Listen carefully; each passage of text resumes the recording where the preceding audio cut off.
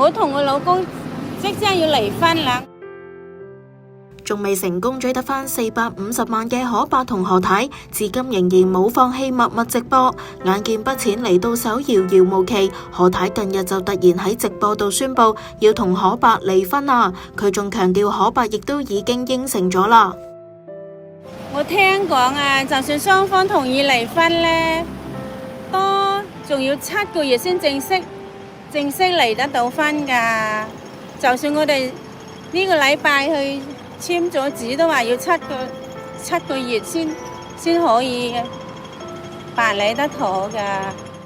佢又預告3個月後就會回復自由，仲計劃咗自己一個返內地生活添。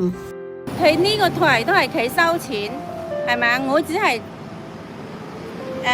有義務有責任咁樣去幫助佢啫。以後所有1蚊都係入嚟我老公嗰啲個戶口噶嘛，我又都係白做嘅。我都咁艱苦都喺度撐，你哋仲不斷咁樣攻擊我哋，對我哋趕盡殺絕。對於何太宣稱要同可伯離婚，有網民就質疑佢可能想藉此再炒起熱度，繼續直播搵食啊。